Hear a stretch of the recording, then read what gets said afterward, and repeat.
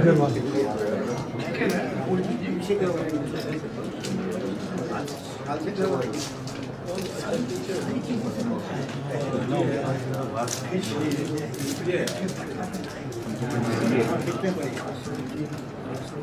Product के लाभ का एक अंश अन्य विद्यालय में जाता है, डिसेबल्ड को जाता है, विडोज को जाता है और सीनियर सिटीजन को जाता है।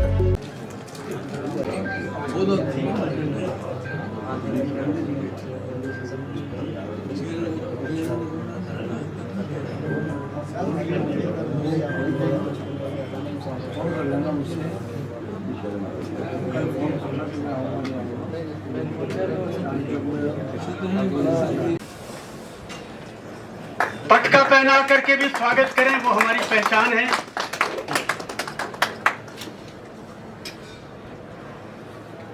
जरा जोरदार ताली बजाएं।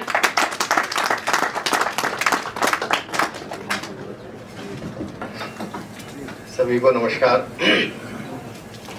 माननीय राष्ट्रीय अध्यक्ष जी को भी आने में थोड़ा समय लगेगा, कार्यालय में है, तो लगभग 6 बजे के आसपास वो हमारे बीच में आएंगे। कार्यक्रम के विषय में हम सब कार्यकर्ताओं को, सभी सीनियर लोग हैं, बहुत लंबे समय भारतीय जनता पार्टी में हम सब ने काम किया है, तो उस विषय में थोड़ा जानकारी होगी कि अभी केंद्र सरकार के 9 वर्ष पूर्ण होने के उपलक्ष्य में पूरे देश भर में भारतीय जनता पार्टी में जिन्होंने लंबे समय काम किया है, ऐसे सभी कार्यकर्ताओं के साथ सभी लोकसभाओं में, सभी विधानसभा में एक क्रम माननीय राष्ट्रीय अध्यक्ष जी के पहल पर शुरू हुआ है।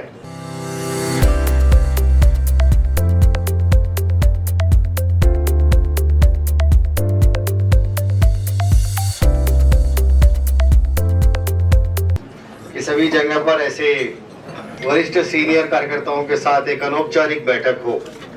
उसी क्रम में अध्यक्ष जी की इच्छा थी कि आज दिल्ली में भी, उन्होंने भी काफी लंबे समय दिल्ली में काम किया है, तो माननीय ओपी बब्बर जी मिलने गए थे, तो उनके आग्रह पर उन्होंने आज के ऐसे दिल्ली के सभी वरिष्ठ कार्यकर्ताओं के साथ एक अनौपचारिक मिलन का कार्यक्रम है। अध्यक्ष जी आएंगे तो हम सब लोग अध्यक्ष जी की चर्चा करेंगे, तो जिन मुद्दों पर आपका भी बहुत कार्यकर्ताओं का उनका व्यक्तिगत परिचय है, तो आज का कार्यक्रम कोई बहुत ज्यादा औपचारिक नहीं है, एक अनौपचारिक चर्चा का ही कार्यक्रम है। अध्यक्ष जी भी आकर के कुछ विषय की जानकारी हम सबके सामने रखेंगे। तो मुझे तो कुछ और कहना नहीं है, केवल आज के कार्यक्रम में मुझे अध्यक्ष जी ने कहा था कि आप भी रहिए, तो मैं इसलिए आप सबके बीच में यहाँ पर आया हूँ। दिल्ली के बहुत सारे कार्यकर्ताओं से मेरा पुराना परिचय है। विद्यार्थी परिषद में काम करते समय मैं दिल्ली में लगभग 8-9 साल, यहाँ 2013 तक, यानी 6-7 से लेकर 13 तक विद्यार्थी परिषद के काम में क्षेत्रीय संगठन मंत्री, फिर बाद में राष्ट्रीय सह संगठन मंत्री करके दिल्ली में मेरा केंद्र रहा है। तो बहुत सारे हमारे सुभाष जी, सत्यवाद जी, ओपी बब्बर जी, सब लोगों से उस समय काफी मिलना जुलना टूसू चुनाव के कारण से होता था, तो काफी लोगों से परिचय है। तो मुझे तो इस विषय में कुछ कहना नहीं, आप लोगों को चर्चा करनी हो तो हम चर्चा कर सकते हैं। बाकी राष्ट्रीय अध्यक्ष जी आएंगे तो वो अध्यक्ष जी की उपस्थिति में ही चर्चा करेंगे।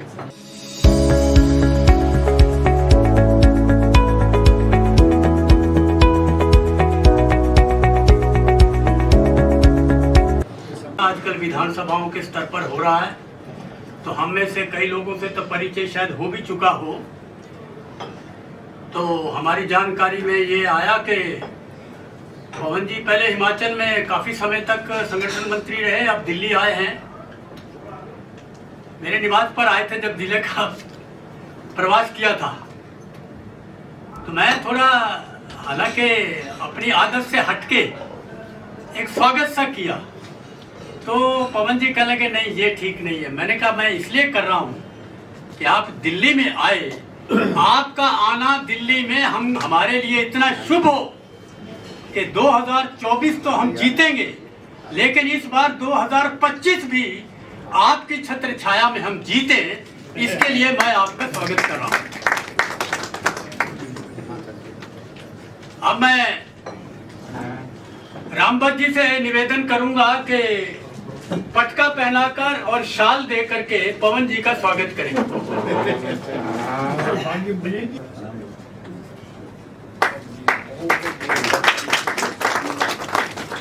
दिल्ली में आने का स्वागत आपकी छोटी छाया में प्राप्त करेंगे। आपकी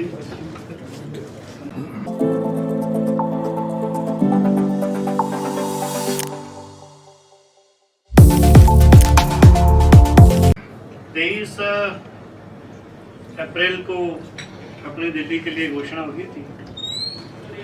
29 को मैं आ गया था दिल्ली में, और दिल्ली में क्योंकि मेरे को पहाड़ में काम करने का आदत रही, वहीं वाले बड़े हैं, वहीं प्रचारक रहा, वहीं बीजेपी में भी संगठन मंत्री रहने का मौका मिला, तो वहाँ की रूरल एरिया की वर्किंग और यहाँ अर्बन एरिया की वर्किंग में समझने के लिए तुरंत ही 7-8 दिन लगाकर हर ज़िले में जाकर और ज़िले के कार्यकर्ताओं से परिचय और कुछ काम बताने का शुरू कर दिया था। बीच में फिर मोदी जी के 9 साल एज प्राइम मिनिस्टर पूरे होने के बाद और ये 1 महीने का जो अभियान है, इसके लिए उस योजना प्लानिंग की सारी मीटिंग हुई। उसके दूसरे चरण में अभी हर जिला में जाकर और जिला केंद्र में बैठ के दिन की 3 बैठकें विधानसभा की, एक विधानसभा 10 बजे, दूसरी 2 बजे, तीसरी 5 बजे, ऐसा करके बैठक करना, परिचय करना, और परिचय तो बढ़ाना है, कुछ न कुछ काम हम साथ में दे ही देते हैं। ये इसलिए जल्दी कर लिया क्योंकि ऐसा मुझे लगता था कि जब मैं नया आया 3-4 दिन थोड़ा पार्टी ऑफिस में 14 पंत मार्ग पर जब हम बैठे, तो मेरा अभिनंदन स्वागत करने के लिए इतने लोग आने लगे कि मेरे को अपने ऊपर थोड़ा शक होने लग गया कि निर्माण की उसको सब जगह भेज के और एक बार सब जगह ठीक से व्यवस्थाएं देखो, ऐसा करके भी किया। मैं सोचता हूँ कि मैं कितना रह पाऊँगा कितना नहीं प्रवास के दौरान, लेकिन उसके बाद जो कुछ विस्तारक वहाँ पर आएंगे तो उनके लिए थोड़ी व्यवस्थाएं खड़ी हो जाएंगी, और कार्यालय में कुछ चीज़ें जो व्यवस्थित करनी चाहिए उससे वो थोड़ा ध्यान था, इस कारण से ये सब किया।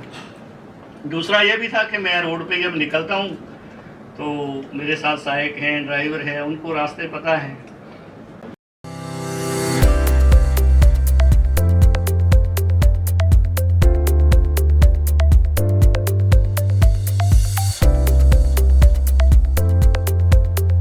बहुत ही गरीब है, उनमें जो है फ्री बी वाला मामला जो है वो बहुत इफेक्टिव है, उसका कोई न कोई तोड़ कहते हैं। माननीय बब्बर जी ने जो इशू उठाया ना जी, वो इतना महत्वपूर्ण है। दिल्ली 4 हिस्सों में है, अनऑथराइज कॉलोनी, झुग्गी झोपड़ी, बिजनेसमैन और सर्विस क्लास।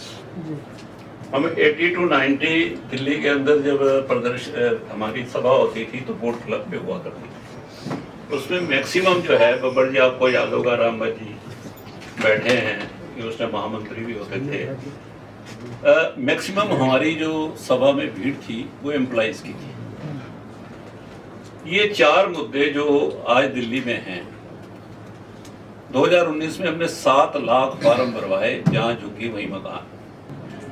हमारे समय में अभी भी दिल्ली में सर्वे डीडीए ने खूब किए, और ये बहुत बड़ा मुद्दा है। शीला दीक्षित ने 2010 में 7 लाख फार्म भरवाए थे 100 रुपए, और 2013 में वो साफ हो गए जी। ये गरीब लोग चाहे बोले या ना बोले, बब्बर जी ने बहुत आज अच्छा मुद्दा उठाया है। इस विषय की तरफ केंद्र को ध्यान देना चाहिए।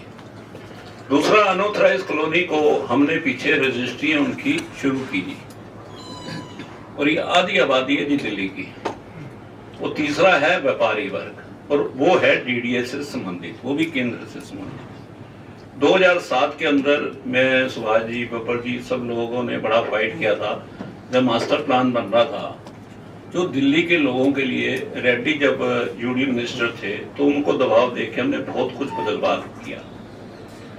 डीडीए ने उस टाइम अर्बन डेवलपमेंट मिनिस्ट्री ने दिल्ली के लिए काफी सहूलतें दी। आजकल दिल्ली में रामबत जी, बब्बर जी, मैं, सुभाष जी, तो उससे ताल्लुक, अवजा जी वगैरह सब उस कम्युनिटी से बिलोंग करते हैं जो हमारे माँ बाप पाकिस्तान से आए थे। और उनको 100 गज के प्लॉट या फ्लैट मिले थे LNDO से जी। मेरा आपसे निवेदन है जी, जहां हम संगठन को मजबूत कर रहे हैं, ये जो बाबा जी ने दूसरा विषय उठाया था कि बिजली पानी फ्री का जो परसेप्शन बना हुआ है, उसकी काट के लिए हमें कुछ दिल्ली की जनता की झोली में भी कुछ डालना चाहिए। उसके बिना काम मोदी जी का एक लोगों में आम धारणा जी वो तो जीत ही जाएंगे जी, लेकिन विधानसभा और कॉरपोरेशन में जो गड़बड़ होती है वो उसका हमें भी दिल्ली की जनता की झोली में कुछ डालना चाहिए, ऐसा मेरा अनुभव है जी। धन्यवाद।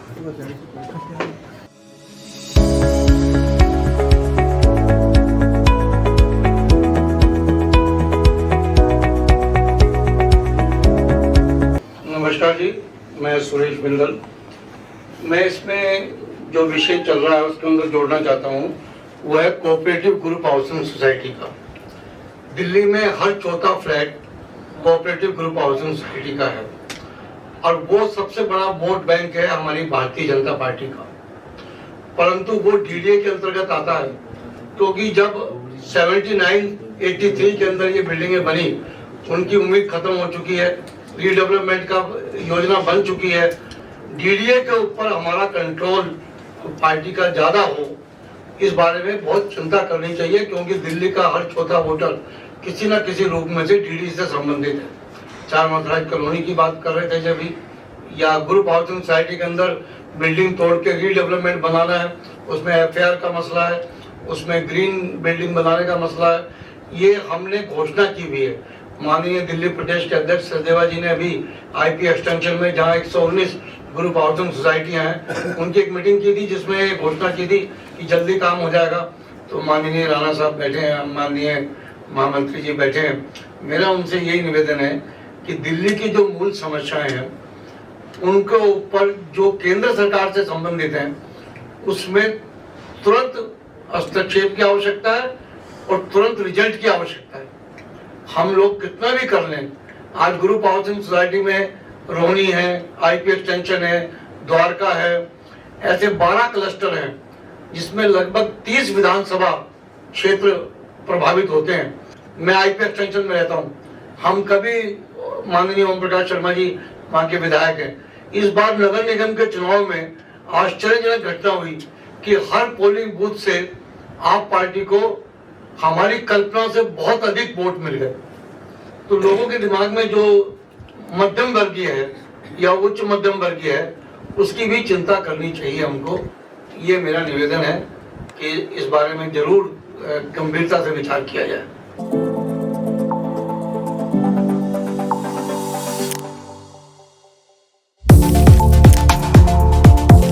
कि आपातकाल के बारे में कोई भी अभी तक हमारी जो केंद्रीय सरकार है उसकी कोई स्पष्ट जो है नीति अभी तक नहीं आई है, जबकि उसका लाभ हर बार उठाने की प्रयास किया जाता है, लेकिन उसके बारे में नीति कोई भी स्पष्ट अभी तक नहीं आ पाई है। पता नहीं किसी ने बात रखी नहीं रखी। माननीय रामवत जी बैठे हैं, पहले भी माननीय रामलाल जी के सामने विषय आया था, कुछ बातचीत आगे भी बढ़ी, चावला जी भी उस बैठक में थे।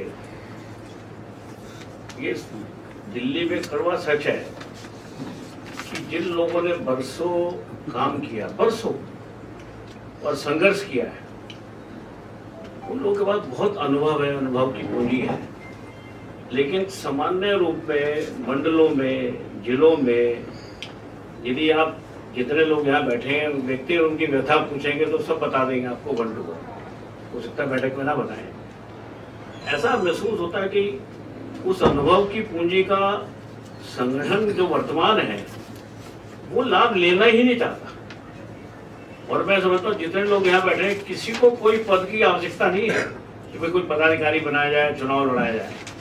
और इसके कारण क्या होता है कि एक नैरेटिव सेट होता है, क्योंकि ये जो लोग हैं सब प्रचारक हैं, विचार के प्रचारक हैं, मूल विचार को फैलाने वाले लोग हैं।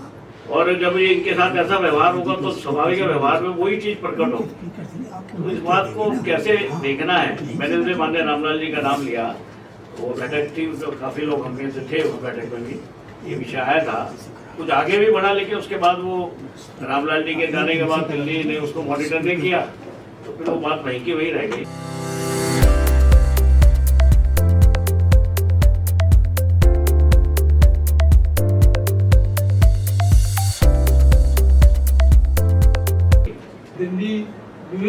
वाला शहर है, प्रोफेशनली भी डाइवर्स है और सोशली भी डाइवर्स है। इसलिए हम इन डाइवर्सिटीज को कैसे एड्रेस करें, इस पर फोकस करने की जरूरत है। उसमें चाहे व्यापारी वर्ग हो, हमारे बहुत सारे प्रकोष्ठ बने हुए हैं, लेकिन वो प्रकोष्ठ कितना वास्तव में उन वर्गों की चिंता करते हैं, उन वर्गों की समस्याएं पढ़ते हैं, रिसर्च करते हैं, नेतृत्व के ध्यान में लाते हैं, चाहे वो सरकारी कर्मचारी हों, चाहे विश्वविद्यालय के टीचर्स हों, प्रकोष्ठ हैं, लेकिन उन प्रकोष्ठ की एक्टिविटी वो बढ़नी चाहिए, रिसर्च बढ़ना चाहिए, उनको जोड़ना आवश्यक है। व्यापारी वर्ग हो, चाहे सरकारी कर्मचारी हो, चाहे विश्वविद्यालय के टीचर्स हो, चाहे स्कूल टीचर्स हो। और ये लास्ट में मैं ये कहना चाहूँगा कि ये जो हमारी लोग बैठे हुए हैं, इनका भी इन्वॉल्वमेंट किस तरीके से हम करें, डे टू डे फंक्शनिंग में करें, ये भी बहुत आवश्यक है, क्योंकि ये अनयूज्ड रिसोर्सेज हैं, अनयूटिलाइज्ड रिसोर्सेज हैं, और अगर ये रिसोर्सेज अनयूटिलाइज्ड रहेंगे तो इनका लाभ संगठन को नहीं मिलेगा। कभी कभी बातचीत करने से वो चीज आती नहीं। धन्यवाद। इस प्रोडक्ट के लाभ का एक अंश अन्य विद्यालय में जाता है, डिसेबल को जाता है, विडोज को जाता है और सीनियर सिटीजन को जाता है। इनको अगर जोड़ेंगे सारी की सारी, मतलब इन्होंने बुलाई है तो क्रीम है, अपने सर पे जो क्रीम है तो सब कुछ जानते हैं, जड़ से जानते हैं। उन्हीं 20-25-50 लोगों को बुलाया इन्होंने, और उनका लाभ किस तरह लिया जाए। आप बैठे हैं, कुछ आप विचार कीजिए कि कैसे इनको जोड़ के भी इनका लाभ ले सकते हैं। एक आपका जो बिंदु जी विशेष हाउस का टेक्निकल वर्ड क्या बोला आपने, क्या था? Cooperative society, cooperative group housing society. Delhi के अंदर हर चौथा फ्लैट ग्रुप हाउसिंग सोसाइटी का है, और 90% हमारे विचार के वोटर है वहाँ पर। बहुत है, द्वारका सारी बहुत है। रोहिणी द्वारका तो बहुत बड़ी है सेंटर है। कुल लोग जा रहे हैं। मूलचंद जी चावला जब हमारे प्रकोष्ठों के अध्यक्ष थे, जब देखते थे, व्यापारिक क्षेत्र में काम करता हूँ, सबको पता है, मैं कपड़े का मर्केटाइल एसोसिएशन का भी प्रधान रहा ना है। इस समय जो मैं कह रहा हूँ, इस समय 31 प्रकोष्ठ चल रहे हैं बिंदल जी, 31। देखो भाई साहब, बात ये आज जैसे है, हम व्यापारिक क्षेत्र में चांदनी चौक में हैं, जैसे आज बात सुनी जा रही है ना आराम से, गांधीनगर में है, भी नहीं गई। हमारे बीच में राष्ट्रीय अध्यक्ष जी आ रहे हैं।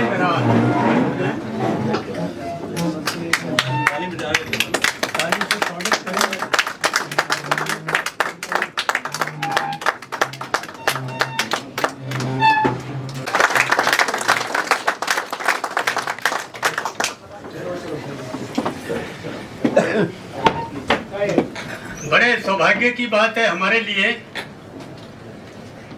कि आज हमारे बीच में राष्ट्रीय अध्यक्ष और हम में से काफी लोगों का पहले से ही बहुत अच्छा परिचय और संबंध रहा है, क्योंकि दिल्ली में भी काफी रहे, और हम लोगों का संबंध तो जब ये दिल्ली में रहते थे तब से बहुत लोगों का है। और ये भी अच्छी बात है कि आज जो अध्यक्ष जी, ये जो आज कार्यकर्ता बब्बर जी के द्वारा ये कार्यक्रम आयोजित हुआ है, तो इसमें थोड़ा फुट इनका निजी भी है, और बाकी इन्होंने ये जो मौका दिया है कि जितने भी पुराने और वरिष्ठ कार्यकर्ता दिल्ली में हैं, तो उनको भी इस कार्यक्रम में आमंत्रित किया है, ताकि आपसे हम सबका मिलना हो जाए। तो हमारे लिए बहुत आनंद की बात है आज। तो आपके आने से पहले थोड़ा सुनील बंसल जी ने थोड़ी चर्चा की है, अभी पवन जी के सामने भी थोड़ा सभी लोगों ने अपने अपने अनुभव या अपनी अपनी जो उनके मन में इस समय कुछ कहने बताने की इच्छा है वो उन्होंने कहा और बताया है। तो आपकी सभी की जानकारी के लिए भी आज का ये कार्यक्रम दो दृष्टियों से विशेष रूप से रखा गया है। एक तो हम सभी जो भी दिल्ली में पुराने जनसंघ के समय के और उसके बाद विभिन्न प्रकार के जिम्मेवारियों पर काम करते रहे, ऐसे सभी लोगों को यहाँ बुलाया और साथ में बब्बर जी ने आपातकाल के ऊपर एक पुस्तक लिखी है। तो उस पुस्तक का विमोचन भी आज अध्यक्ष जी के द्वारा हाथों से होगा। तो अब मैं सबसे पहले निवेदन करूंगा श्री राम भट्ट जी से कि पुष्प गुच्छ दे करके राष्ट्रीय अध्यक्ष जगत प्रकाश नड्डा जी का स्वागत करें। महेंद्र जी, और मैं नंद किशोर गर्ग जी से निवेदन करूंगा कि वो पट्टा पहना करके अध्यक्ष जी का स्वागत करें।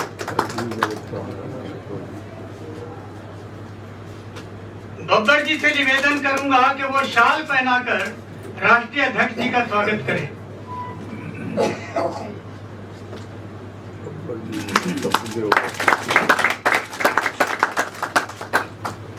बस कार्यक्रम को और ज्यादा लंबा ना करते हुए मैं निवेदन करूंगा ओम प्रकाश बब्बर जी से कि जिनके द्वारा ये कार्यक्रम आयोजित हुआ है वो कार्यक्रम की थोड़ी भूमिका संक्षेप में थोड़ा सबके सामने रख दें। बब्बर जी, आज मैं समझता हूँ हम सब का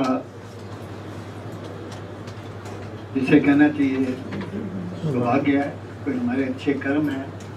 आज आदरणीय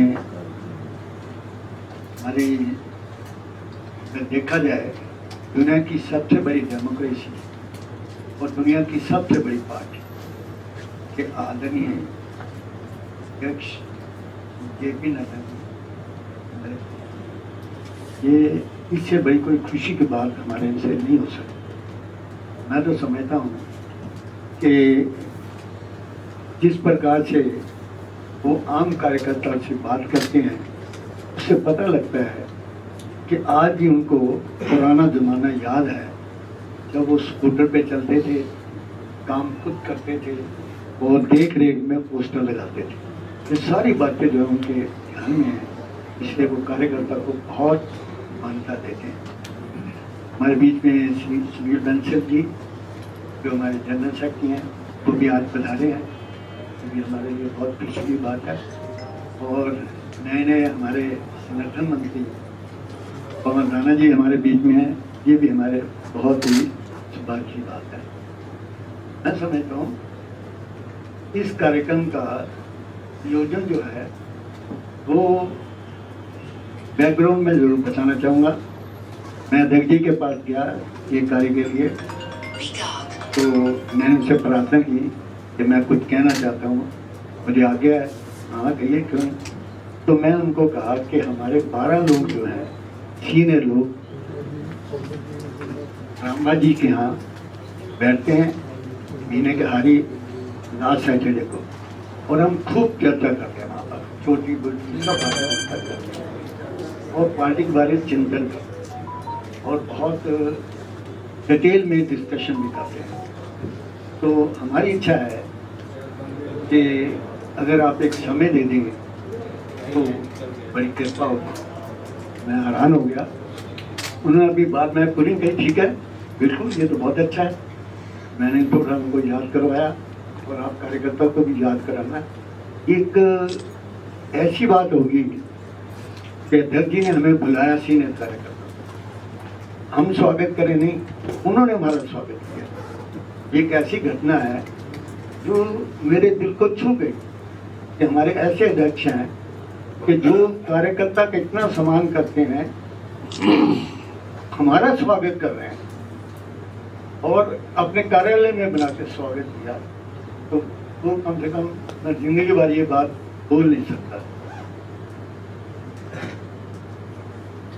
और मैंने ये और देखा तब समय 5 मिनट, ठीक है ना, मैंने देखा कि जब आप प्रचार में जाते हैं, मुझे लगता है कि वो प्रचार में इस तरीके से जाते हैं, एक एक बात माइनॉरिटी जाके इलेक्शन में करनी, और उस वक्त शायद ये भूल जाते हैं। मैंने देखा उस वक्त खासतौर पर बंगाल में जब इनको घेर लिया गया, मैंने इनका चेहरा पढ़ा, देखा कोई असर ही नहीं है, मतलब जान की परवाह किए बिना छोटी मोटी घटना होती रही। बंगाल की तो बहुत बड़ी घटना थी और उन्होंने किसी दिक्कत महसूस किए बिना अपना काम चालू रखा और प्रभु कृपा से और उनके आशीर्वाद से हमारे रिजल्ट भी अच्छे आए। इसके बाद मुझे एक बात लगातार याद आती है, जब हम संघ में जाते थे, जब मेरी उम्र 7-8 साल की थी, तो वहाँ मार पड़ती थी, लोग शाखा नहीं लगाने देते थे। और जब हम यहाँ आ गए दिल्ली में, तब वहाँ भी बहुत दिक्कत होती थी। कभी कोई पार्क का ले आते थे कि तो कॉर्पोरेशन के इसका टैक्स दे दो, फलाना कर दो, बहुत दिक्कत होती थी। मैं बचपन से ये सोचता था कभी ऐसा समय हमारा आएगा कि जब हमारी विचारधारा की सरकार बनेगी। तो मैं समझता हूँ दुनिया में सबसे ज़्यादा मैं खुश हूँ इस वक्त कि आज न सिर्फ हमारी सरकार आई, उसके साथ मेजॉरिटी में आई, और कितने मेरा 20-25 साल के बाद एक पार्टी का राज्य हुआ, जहाँ पर हमारा राष्ट्रपति, हमारा प्राइम मिनिस्टर, हमारा उपराष्ट्रपति और सारे कैबिनेट, हमारे मिनिस्टर सारे, और सारा जो है इस तरीके की स्थिति हमारी बनी। तो मैं समझता ये बहुत खुशी की बात है। मुझे कभी कभी ये भी लगता है कि ये जो बुक मैंने लिखी, मैंने एक बुक पहले लिखी थी जो डायरी के रूप में थी, उसको मैंने पुस्तक के रूप में सब जगह भेजा था। तो जब बुक ये मैंने लिखी थी, ये 300 पेज के। मुझे याद है जब हम गए थे वहाँ पर जेल में, 19 महीने लगता था, आज लगता है 19। तब तो पता ही नहीं था, तब तो लगता है थैला रिहाई होगी, कभी रिहाई होगी नहीं। थैला रिहाई बहुत मशहूर थी वहाँ पर कि कभी हम बाहर ही नहीं निकलेंगे। खैर अंदर ये हालत थी कि एक रोटी अगर दे दी तो अगर उसमें एक दाना दाल का नहीं होता था, हाथ में दे देते थे। और ऐसी स्थिति में वहाँ भी मार खाई, भूख निकालने की। फिर जाके 2 अक्टूबर को थोड़ा सा सेटअप ऐसा बना कि मैं कह सकता हूँ कि कुछ उन्होंने विचार आया और हमारे बारे में सोचा। तो उसी के ऊपर कुछ मैंने जो डायरी लिखी, एक एक दिन में क्या मैं करता था उसके लिखा, और इसमें भी उसी तरीके से मैंने लिखा।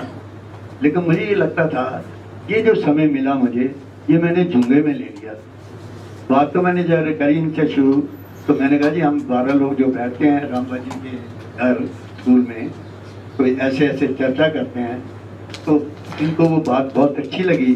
तो मैंने सोचा, मैं अध्यक्ष जी से प्रार्थना की कि थोड़ा सा और मुझे समय देंगे तो मैं एक बात कहना चाहता हूँ। कि हाँ, मैं हैरान था और इतने महान नेता किस प्रकार से बात करें, मतलब इक्वल लेवल पे बात कर रहे। तो कहने के बताओ, मैंने कि मेरी ऐसे ऐसे बुक है, उसके लिए भी आप थोड़ा समय निकालें। खुशी खुशी से इन्होंने समय दे दिया और आज हम सारे कार्यकर्ता यहाँ बैठे हैं, वरिष्ठ कार्यकर्ता बैठे हैं। इनमें बात करने का अवसर मुझे मिल रहा है, अध्यक्ष जी के सामने बोलने का वक्त मिल रहा है, और मैं समझता हूँ ये मेरा बहुत बड़ा सौभाग्य है।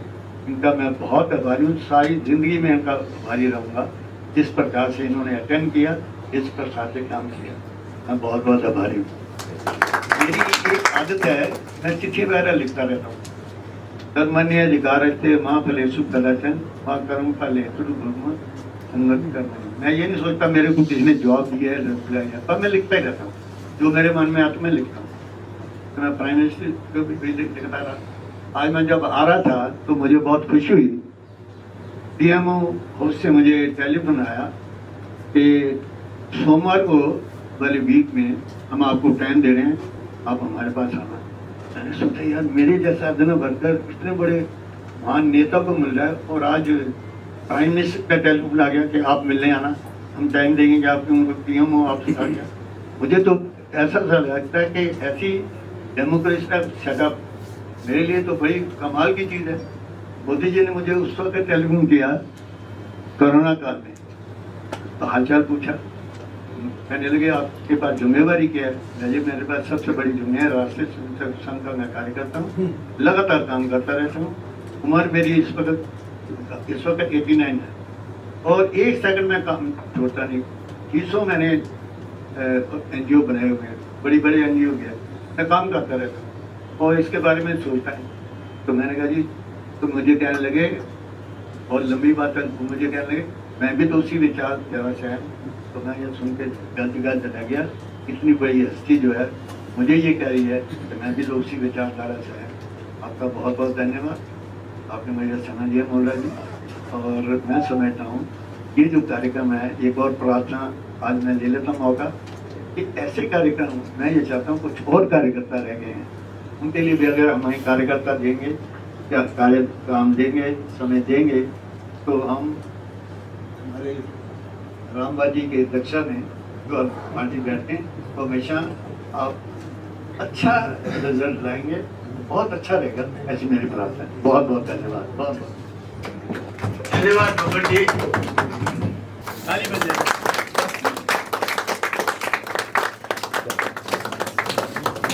भारत माता की, भारत माता की, भारत माता की।